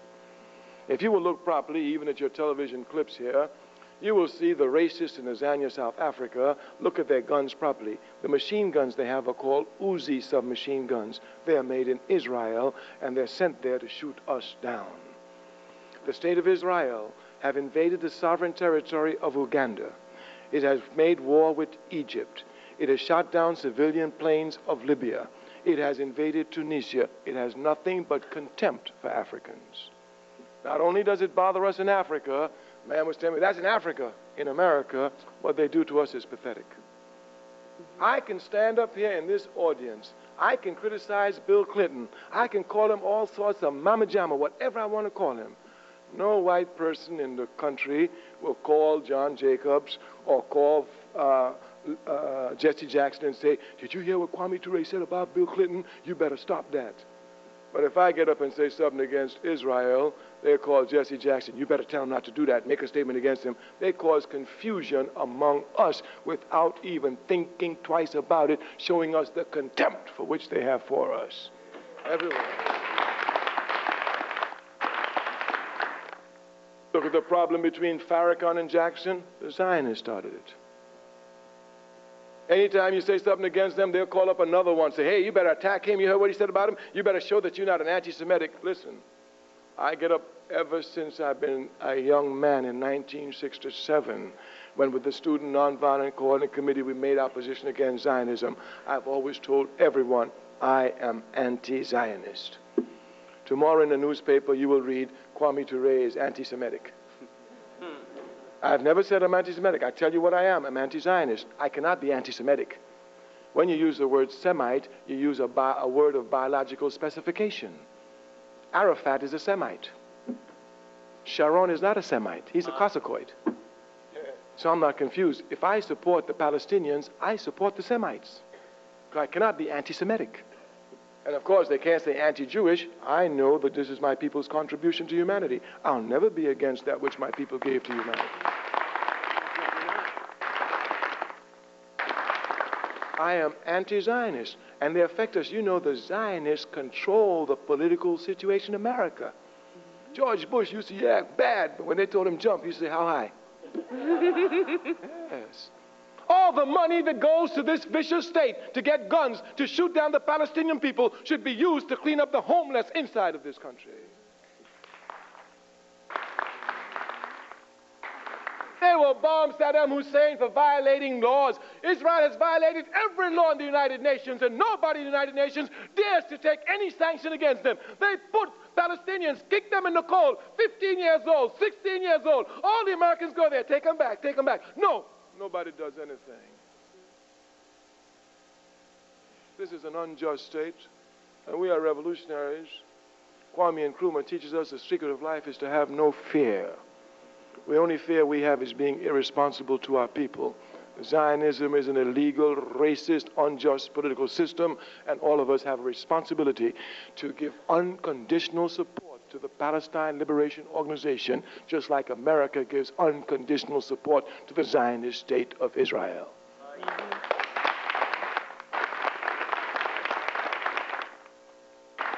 Next question. Thank you.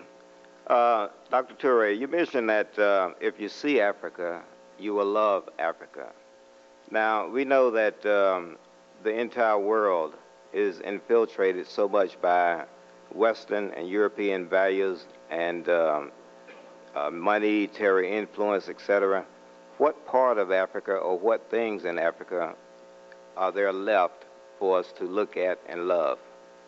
The culture of Africa, the history of Africa, and the resistance of the people of Africa to advance towards justice. Of course, it's also a very, very, very beautiful continent, just physically speaking. Okay, just one follow-up question. I haven't read the literature which may tell about what you're doing now, where you're living, and things of that nature. So will you respond to that? Where are you living? What are you doing on a daily basis? I have been living in the People's Revolutionary Republic of Guinea since the end of 1968. When I moved to Guinea in 1968, there were two co-presidents, President Kwame Nkrumah, who was made co-president after he was overthrown by the CIA in Ghana, and President Stokely Ture. I went to Africa for revolution. People go for other reasons. And Guinea was the most revolutionary country at that time. The Democratic Party of Guinea was the party in power. It was a mass party, a socialist party, and it advanced life for us. When Stokely Ture died in 1984, the military, who had the confidence of the people as members of our party, violated that confidence and seized power. Once they seized power, obviously it meant that they had betrayed the nation. Struggle here must ensue. Our party had armed all the people in the country. Everyone up to 1984 in Guinea knows how to shoot. The government taught them how to shoot, just like in Cuba. In Cuba, the government taught everybody how to shoot and gives them a gun, and there's no gang warfare there. Everybody has a gun. But through betrayals of the leaders of the people's militia, this problem became confused. Anyway, to make a long story short, we don't have time to go into all the political discussions. We were not able to wage the armed struggle which I wanted to wage at that point. Thus, we were forced to wage political struggle. Since 1984, our party, from the back, have sent students against the military. In contradiction against them, they've killed them. We've sent workers against them. They've killed them. We've sent the unemployed against them because in the social system there was no unemployed. Since they've come to power, they've created unemployment. We've sent the unemployed against them. We've sent women against them. We have sent every sector against them to weaken them and bring them down. By 1991, we felt that we were strong enough to start meeting, even though they had abolished us as a party. We met publicly, though in private places, and the regime was so weak that they could not begin to function. At that time, this was in 1991, I received one of the highest political honors I've ever received. I was made political advisor to the youth wing of the party. The youth wing goes up to the age of 40 years. Thus, this is a striking force of the party.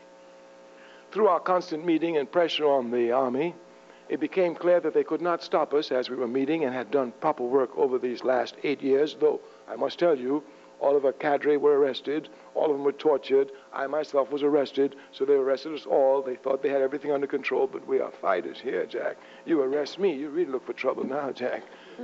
So we've organized. By 1991, they couldn't stop it. So in April last year, of 1992, seeing they could no longer stop the party, understanding that they were too weak to impose any sanctions against us, they unbanned the very party which they themselves had banned in 1984. You've already seen their weakness. But in order to cause confusion, they also legalized 42 other parties. They thought they would cause confusion. Matter of fact, we welcomed it. By December of last year, it became clear to them that they could not win an election. Therefore, they, who having placed an election date in April for December 27th, now got rid of that date. They said they will not have it. Because of the line I was advocating in the Democratic Party of Guinea, I was now appointed political advisor to the entire party. We've already started putting our people in place. I promise you, as Africa is my mother, this year we bring them down by any means necessary. Thank you very much. Thank you very much. It was quite an honor and opportunity to hear you speak tonight. I'm glad my brother and his family had a chance to hear you too. Thank you. Thank you.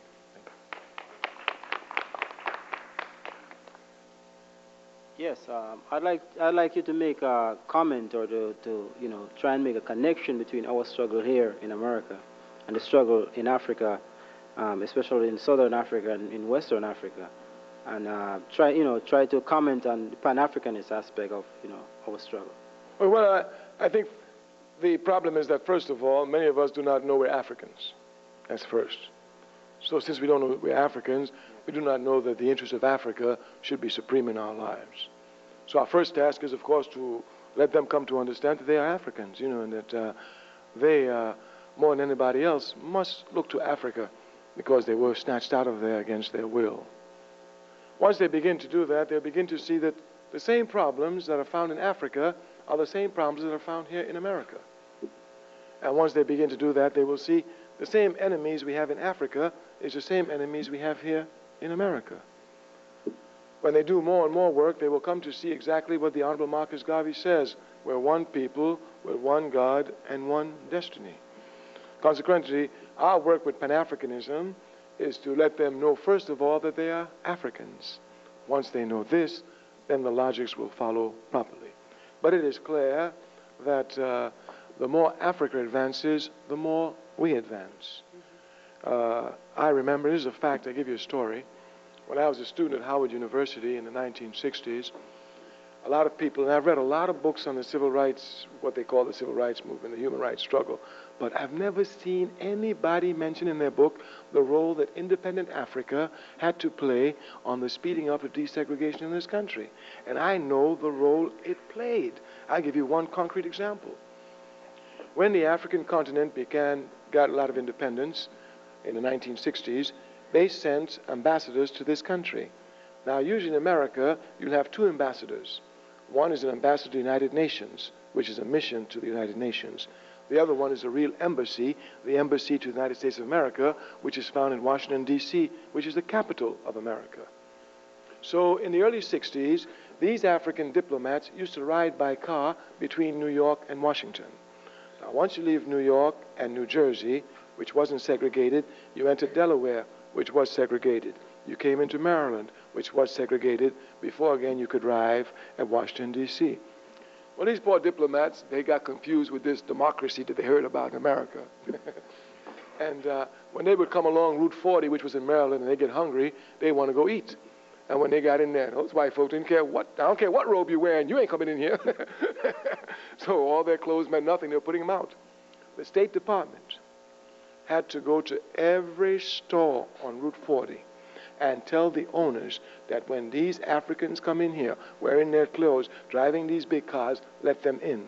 Because when you do not, the voice of Moscow burns us in Africa, telling these Africans, hey, America talk about democracy, look what they do to your diplomat, look at this, look at that. So the Russians were hitting them, you understand? So as a student, Howard, when we found this out, this is the truth. I've never done this, but we collected some money, had a brother there who was a funeral home, lent us his limousine. We borrowed some clothes from brothers and sisters on the continent, put them on, and we picked the biggest restaurant there that was the most racist, pulled up in his car, got out, had the man open the door, walked in, sat down, ordered our food, and we're talking among ourselves quietly. Whenever they get next to us, we say,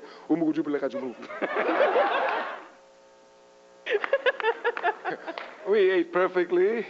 We paid for the money, and when we came to the cashier, we went to pay, and we said, oh, we thank you all very much. You sure did nice down here. So I understand the power that the independence movement had upon the desegregation movement. Since the enemy doesn't want us to know that, they do not mention it. But I know it, and I also know that a lot of the struggle that comes here comes from pressure from African countries. So since we're all suffering the same thing, it behooves us to form the biggest possible organization to fight. So Pan-Africanism is a necessity. Thank you. Hello, good evening. You mentioned the Caribbean. I have another question to ask after this one, but which country in the Caribbean were you born? The slave ship dropped me in Trinidad. Trinidad? Okay. And the second one, African Americans, as we are all aware, have gone from really physical slavery to mental slavery. And blacks throughout the United States know the Caribbeans and the Latin blacks and even the Jewish blacks are not very unified.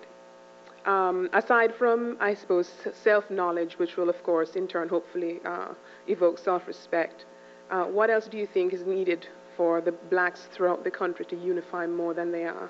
It's organization. We said that we have unity of action, we lack unity of thought. And unity of thought only comes from organization. When everybody's for the same thing, there's unified thought. So just by getting in organizations, we'll begin to see what unified thought is, and from there we'll move until we form one big organization.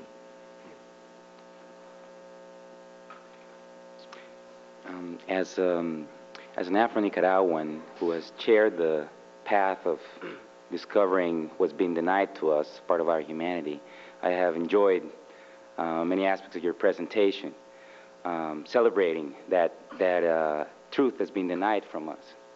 I also have very much enjoyed your defense of the Cuban Revolution, something that we have to engage daily here in Miami. I particularly enjoy as well your description of the role of the Democratic Party to this day as a concrete obstacle for charting a path forward. And pointing out to the old elected officials and the mayors and so on, and particularly Mayor Bradley. I lived in LA for 5 years, so I know Mayor Bradley. He has a history, by the way, in the Watts riots. That's how he came up through the police force. That's what I said. Right. He was a lieutenant in the police force. Yes. But precisely that fact helps to point to something that I believe, which is where I disagree with you. This is the struggle today is less in the framework of color, because although it is an important part of it, we are, like I said, I'm coming from the same path. But the fact that when we say our people, when we say there is a black nation, undoubtedly, but it's a nation that has classes. Of course. A nation that has classes that have diverging interests. I think we've pointed that out between Mobutu and Lumumba. I believe that precisely the path that Malcolm X traveled led him from nationalism towards internationalism. I share more the views of, I believe, Nelson Mandela and the African National Congress and the perspective they're putting forward today, which I encourage everybody, as you say, to read. The only way to make up our minds about this thing is to read, these speeches ourselves. So that's why I believe that a concrete example of where we can go wrong in this path is, I believe, looking on the U.S. war against the people of Iraq, where I campaign day in and day out from the get-go against this war. But I also pointed out that the fact that Saddam Hussein is Arab did not put him on the side of his people. He represented interests that were alien to the interest of the Iraqi people. Matter of fact, he led them to slaughter that took place. He abandoned them in Kuwait. So I believe that it's this, to best put ourselves in the perspective that we can, that we can oppose U.S. imperialism and the upcoming wars and the deepening crisis. I believe that we must begin firmly within our class and look for all the allies we can fight for, from that perspective.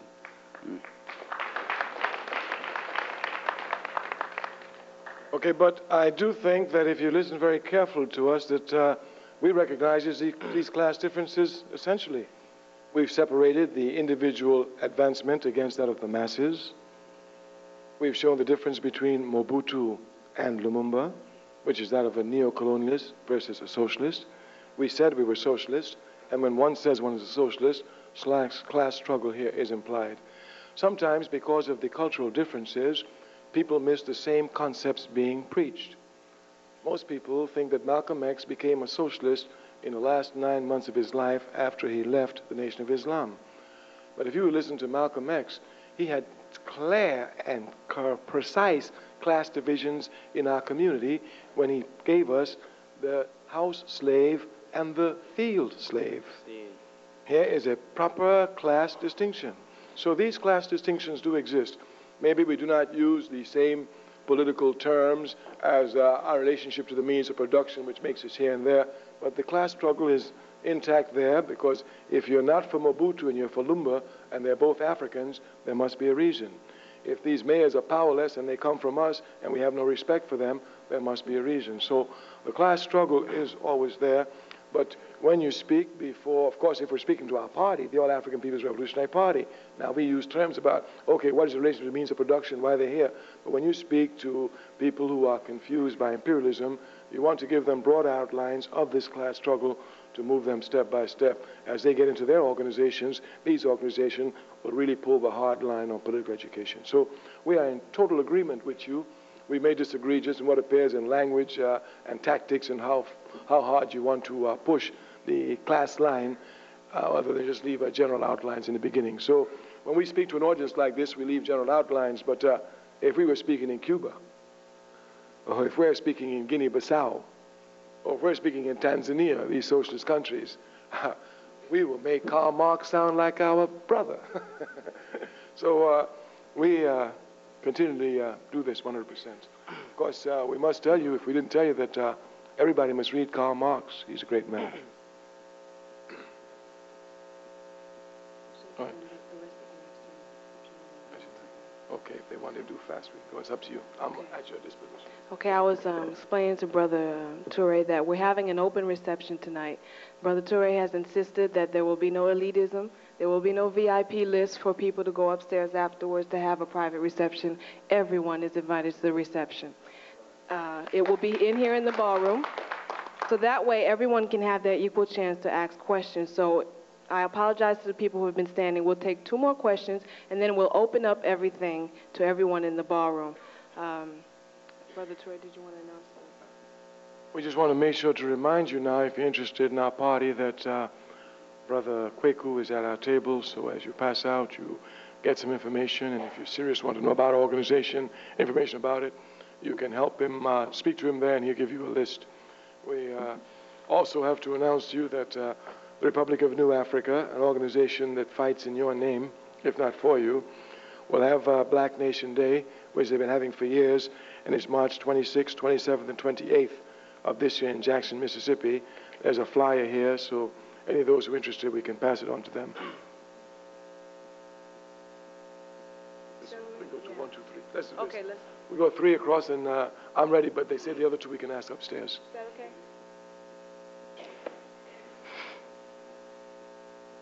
Giving all thanks and praises to the Most High Emperor Haile Selassie, Jarastafari. I'd like to thank the I for being a mentor as a youth and for guiding I. I would like to have the I comment on Garveyism and it being the solution, or part of the solution, to bring I, the displaced slaves that was dropped in the Americas, meaning South Dakota, South Carolina, South Trinidad, South Jamaica, etc., and with that, showing I that Garveyism was the answer and why it's been hidden from I black people. Selassie I. Give thanks. We give thanks. The Honorable Marcus Garvey has achieved what today no African has achieved. He had one of the largest organizations that we as a people has ever had. A membership of over 5 million people. scattered all over the world. Garvey had members of his Universal Negro Improvement African Community Leagues in Azania, South Africa. He had members in Egypt. He had members in Lagos, Nigeria. He had members in Liberia and Sierra Leone. He had members throughout the Caribbean. He had members in Costa Rica, all through Central America, in Nicaragua, in Honduras. And he had members in America, the United States of America, the length and breadth of America. And he had members in Canada. And his only slogan was, Africa for the Africans, those at home and those abroad. And this was in 1919. The Honorable Marcus Garvey was clear. And if you read anything by the Honorable Marcus Garvey, you must come to truly understand the greatness of him. I mean, his lines are just so powerful. He has one in Africa. He said, our cause is so just that if it takes us till eternity, we shall win. Honorable Marcus Garvey. The Honorable Marcus Garvey had an idea that we should combine our resources and start shipping companies to begin to take us back to Africa and develop trade between the points of the African world, in Africa, in the Caribbean, and America. His shipping line was called the Black Star Line. You must know history. If you will study seriously the movement of the Honorable Marcus Garvey, you will see that Garvey's ships sank in the Hudson River. And if you do proper research, you will see that the man who brought this about was none other than J. Edgar Hoover, the man who arrested the Honorable Marcus Garvey. He infiltrated the movement with the scum of our race. One man who was supposed to be in the Navy, was supposed to know about boats. Garvey was an honest man, but he knew nothing about boats. So the people who bought the boats bought terrible boats. I mean, look at, they worked so perfectly their scheme that when Garvey called all the people to come to New York in the Hudson River to see the boats take off, they sank right before the eyes of the people. The FBI rejoiced. They had a glorious day. Kwame Nkrumah said in his autobiography, I have read many great books. I've read Karl Marx, I've read Engels, I've read Hegel, I've read Schopenhauer, he said. But of all the books I've read, none has fired my enthusiasm like the philosophies and opinions of the Honorable Marcus Garvey. Kwame Nkrumah was born in Ghana. The Honorable Marcus Garvey was born in Jamaica. The Honorable Marcus Garvey made a strong move in the United States around this black flag. Their ships went down in the 1920s. And Nkrumah knew about the Honorable Marcus Garvey when he came to America in the 1930s. And Nkrumah went to London in 1941. Marcus Garvey died in 1940. Thus, Kwame Nkrumah never met the Honorable Marcus Garvey. But as soon as Kwame Nkrumah drove the British out of Ghana and made it an independent Ghana, the first thing he did was to establish a Black Star shipping line, which today goes all over the world. And Nkrumah was to tell me, they laughed at Garvey, they will never laugh at us again.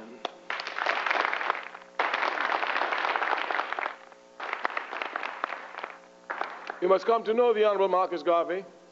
You must come to read the Honorable Marcus Garvey. Marcus Garvey is a great man. He worked more for any human being for Africa during his lifetime, and the Honorable Marcus Garvey never saw Africa. He never put his foot in it. But if you read this man Garvey talking about Africa, you will think this man was born there. Garvey was not confused. He understood that Africa was the richest continent on the face of the earth, and when properly organized, she'll be the most powerful. Garvey was no fool. Garvey had a newspaper, the Negro World, which in the 1920s published in 3 languages, French, English, and Spanish, and history books call him a buffoon. Even to this day, you cannot find a newspaper in 3 languages, maybe Spanish and English, but Spanish, English, and French, put out by some Africans, and it is correct. Marcus Garvey, they haven't seen anything. Like he said, look for me in the whirlwind, and as Africa is my mother, the whirlwind, sure enough, is coming.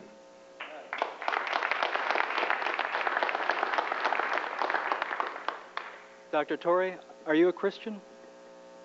No, I'm not. No. All right.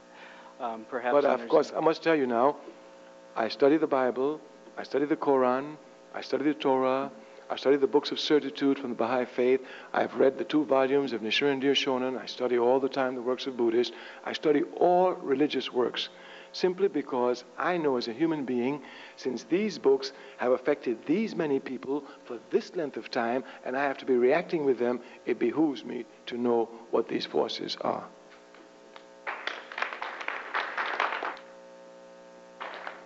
Well, I also am not a Christian, but and I have read different things. I suspect not nearly as far as you have. Perhaps you could interpret or help me with my understanding of a passage in the Bible that says something to the effect that when your enemy offers you, or when your enemy strikes your left cheek, offer him your right. And what does that say about nonviolence? Well, you know, in the same Bible, when Jesus Christ, peace be upon his name, was going to be arrested, he looked around the people around him and he says, "He who does not have a sword, let him sell his garment and buy one." This is the same Jesus, peace be upon his name. So it contradicts itself? It contradicts I understand it properly. I understand that when Jesus Christ, peace be upon his name, said turn the other cheek, at that time it was tactically wise to use nonviolence. But when the forces had changed, he said pick up the sword. It is the same Jesus, peace be upon his name, that took a bullwhip in his hand and drove the money changers out of the temple. The only reason he had the bullwhip was because the gun was not invented. So I think if we look at the Bible together, we will see here a lot of terms that we must properly understand, and we must not confuse tactics with principles. This is an error that Dr. Martin Luther King made, and this also helps to confound the error. Dr. King took nonviolence, which is a tactic, and made it a principle. Being an honest man, he came to compound his error, because being an honest man, he couldn't compromise the principle. So he was forced to say, at all times, under all conditions, we must use nonviolence. Malcolm X was correct. Malcolm said nonviolence can only be a principle in a nonviolent world, as Martin Luther King's death came to prove. So in the Bible, as I said, I'm not a Christian, but I studied the Bible, and like all Africans, I had no choice. I was spoon-fed the Bible. And so I think if you look at both of them, there are many, many parts that will support the right to fight as the right to keep quiet. But I think it's a tactic, because the Bible says there's a time to speak, there's a time to keep quiet, there's a time to make peace, time to make war. So I think that if you look properly, it's just tactics. Because when even, you know, when Jesus, when they came to get him the first time, they had more people, and when somebody cut off the air, somebody said, "No, you don't want to do that." Jesus put the air back on. He said, "Wait, we're outnumbered." Thank you. You're welcome. Hotel, my brother. In your opinion, what is the best? In your opinion, what is the best source of to get information out of Africa? A lot of times we don't know what to believe, who to believe, where to believe it from. And in your opinion, I'd just like you to clear that up for me. As our comrade here, our brother, was mentioning, all organizations that are fighting put out their own periodical. Let me give you an idea. I'm sure many brothers and sisters here have heard of Minister Louis Farrakhan.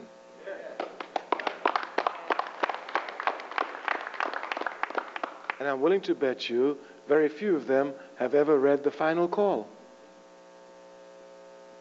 Now, they get their information about Louis Farrakhan from the capitalist press and the capitalist media.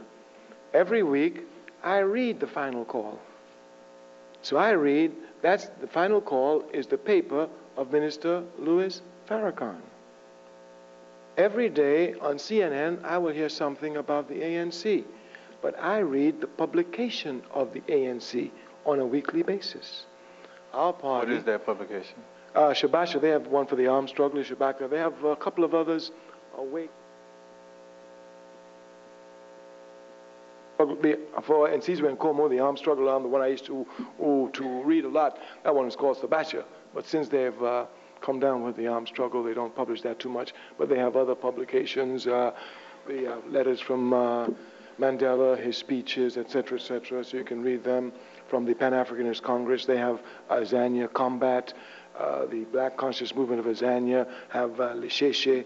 So all of these organizations, the Palestine Liberation Organization, every week we get their journals, you know, Free Palestine, speeches made by Arafat, documentations which they send out publicly, press releases. Our party has relationships with over 113 revolutionary organizations in government, and we receive their periodicals. And while certainly maybe many for an unorganized person, at least we want to let you know that you can get the information directly from everybody who's putting it out. So you should go directly to them and you will get what they're saying about their struggle. All right, we wish to thank you. We wish to inform you once again, if you're interested about joining our party, 2 brothers, serious brothers who've made a commitment are in the back, and we turn the podium over and thank Brother Max ever so much. All right. Thank you. We have 2 more announcements. Remember, we're going to have a reception right over here, and we have refreshments out there. We'd also like to announce that 2 members of the ANC Youth section will be touring the United States in early April to this area.